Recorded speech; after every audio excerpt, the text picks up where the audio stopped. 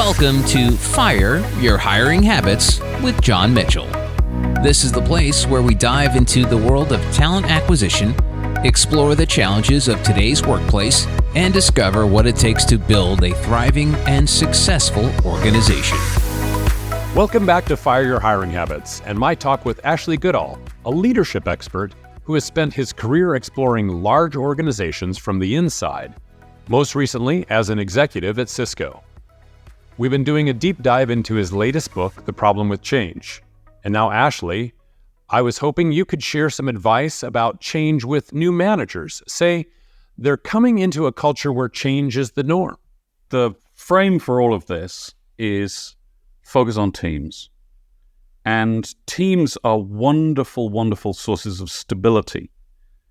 I don't think we think of them necessarily today as, if I played word association with you and said, John, okay, what's the word that comes to mind when I say team?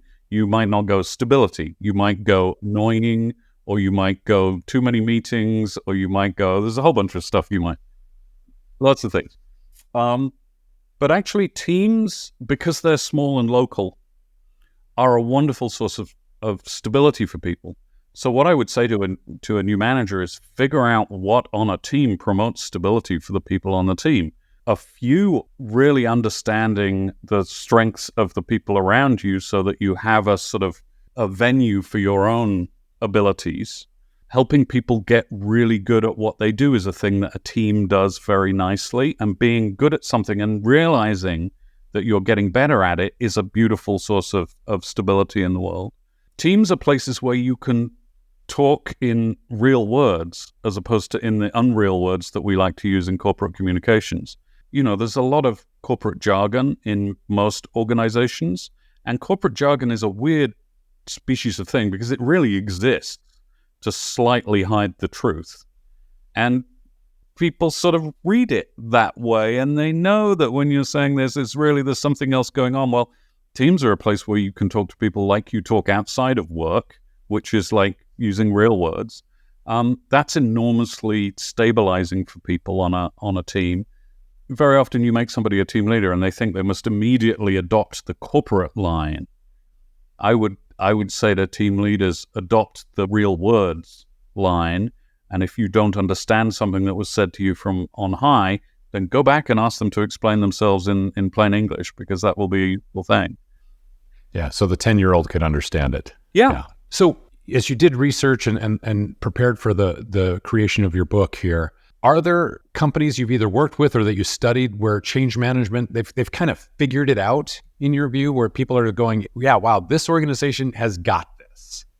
It's interesting. I've never been very interested in company level things, because whenever I've read a story about this company has really solved this, or this company has really solved this, and then you go and dig around a little bit, what you find out is typically two things. One, the company's PR department feels that it has solved said thing. And two, half the teams inside the company feel it has not solved said thing.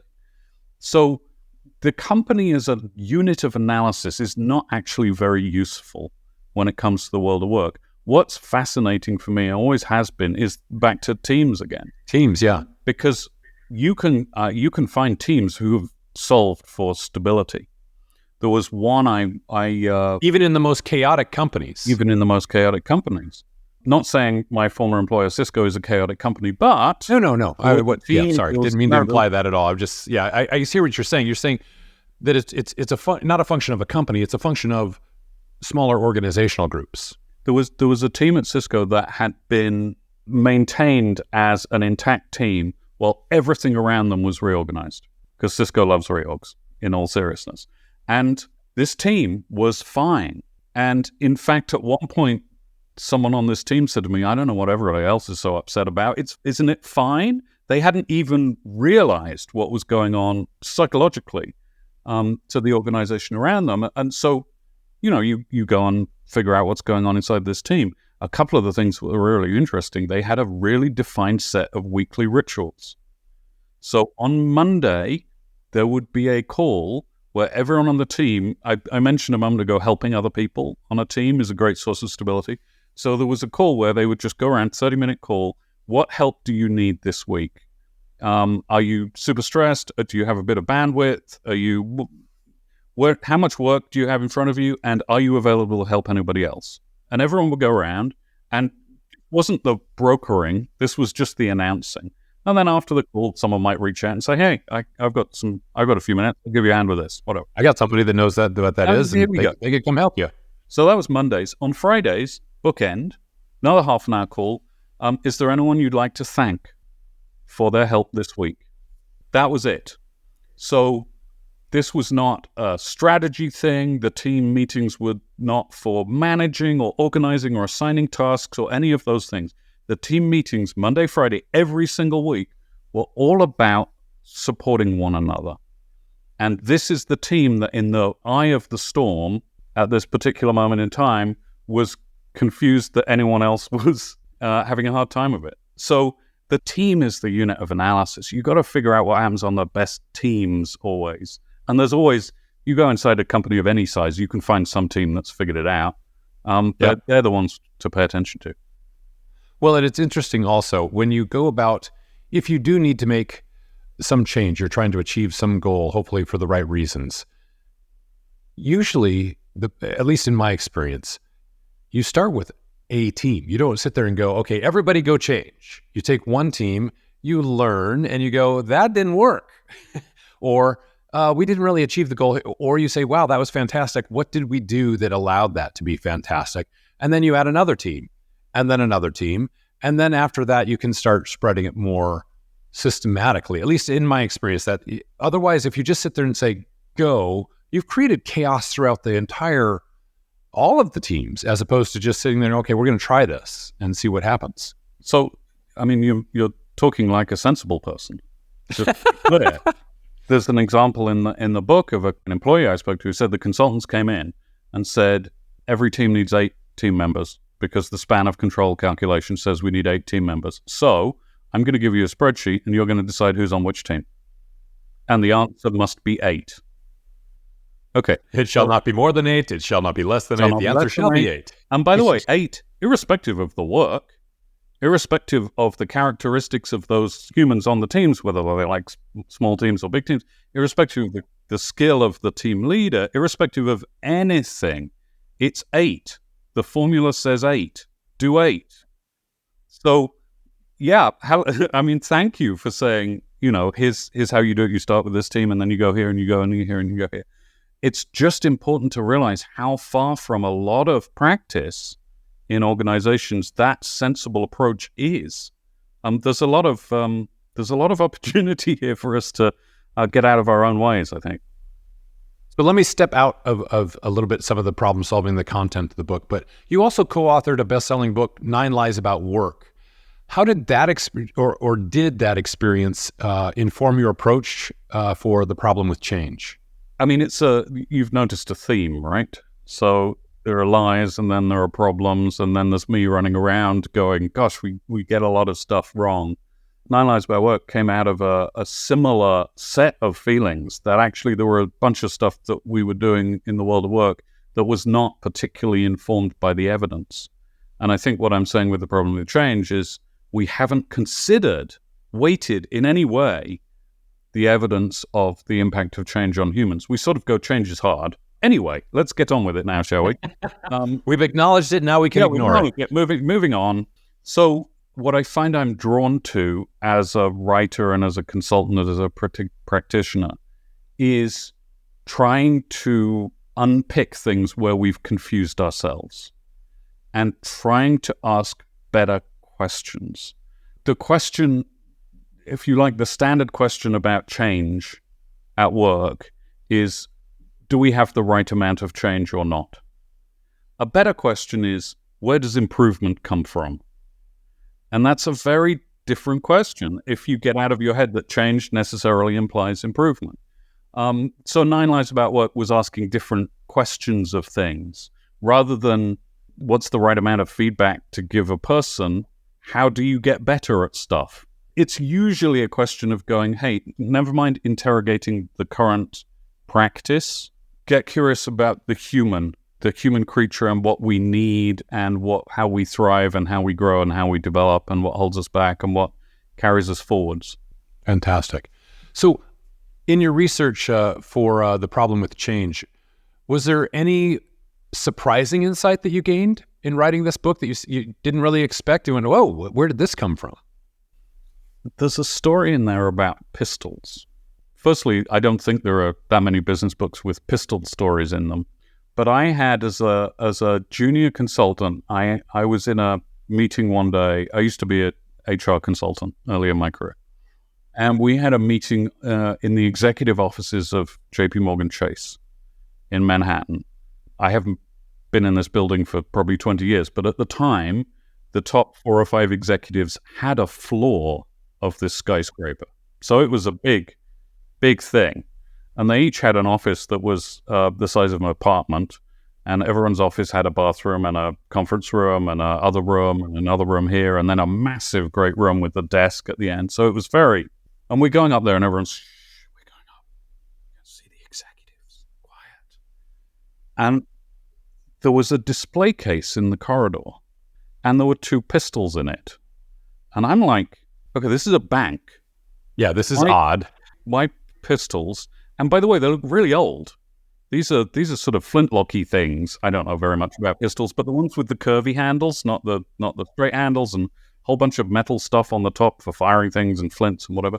And somebody said, "Oh, that's the Alexander Hamilton dueling pistol." And of course, it is me. I'm a Brit. I'm 4 years into this country or something. So I said, who was Alexander Hamilton?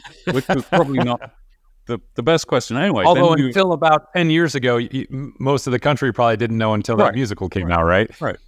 And so then suddenly the door opens and we're dragged into the meeting, and I'm like, yes, but what about the pistols? What about the pistols? I'm curious about the pistols. So I went and found out about the pistols, and there's a story by which the pistols finished up because Aaron Burr had founded the Manhattan Company to be a water company to get around the banking regulations, and then there'd been the Jewel, and then the Manhattan Company, water company, had turned into the Manhattan Bank, which had been bought by Chase. So there's a whole story of the journey of these 2 things, pistols, one of which was, strictly speaking, a murder weapon.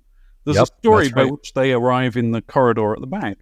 And so we're writing this book, and I'm like, the story of the pistols is important in some way, and I can't figure out why it's important. Why is the presence of dueling pistols in the headquarters of JP Morgan Chase an important thing for a book about stability and change? But what I realized is that the beautiful thing about the pistols is that they're a secret. And okay, they're not a highly confidential, you can't tell anyone. It's just that people don't generally, if I tell you this story, you're like, I hadn't heard about that. And the lesson of secrets is that secrets forge insiderness, because now you're the people in possession of the secret. And so if you want to make belonging in a group, let's say a team, have some secrets that you share inside the team that you tend not to share outside the team. And so from these weird story about pistols, I arrived at an insight that I think is actually very useful about the process of knitting together a group of humans. And so, if I were talking to a team leader now, I might tell them the story about the pistols, and they'd say, yes, but why are you blathering on about this? And why is it such a long story? And why have you told it at such great length? The point would be, if you're a new team leader, ask about, are there any good stories about what happened on this team that we don't generally talk about? Where were we all on the day when such and such happened? Do you remember the time when this thing happened? Do you remember that we had the secret thing where this did? What are your secrets as a group of people? Is an enormously powerful way to forge belonging in an organization. Yeah. Fantastic. I love it. Thank you for sharing that. So how has the book been received so far? Any interesting or memorable feedback around it, pro or con? The thing that is most encouraging, from the perspective of somebody who's taken essentially 3 years of his life and dedicated it to this little project. So the thing that's most encouraging is that when you tell people the title and nothing else about what's in the book, The Problem with Change, their reaction is generally, oh, yes. And I'm like, I haven't told you what's in it yet. Most people have, I think, the people I'm speaking to at any rate, have a sort of instinctive sense that the way we do change at work leaves a lot to be desired. And so when you make a statement on the cover of a book that sort of promises we're going to take this apart a little bit, people are interested. Yeah. I mean, it's become almost a standard joke. We see in business cartoons and things like that, where they sit there and like, oh, well, it's Tuesday, it's time for us to, restructure, or, there's I had a good friend of mine share with me I don't know if you're familiar with the 3 envelopes story. Gentleman coming in and he's taking over this organization, and he goes, here, I have 3 envelopes for you. Open the first one when you run into your first problem. And then when you run into your next problem, open the last one. And then when into your next problem, open the third. So he goes forward, he comes in about a year or so into his position. Things aren't going well. And he opens it up and it says, blame your predecessor. And then goes forward. And so he goes in about another year or so and he opens the second envelope and says, institute wide changes everywhere. And then that lasts for a year or so. And then he opens the third envelope and it says, write 3 envelopes. Yes.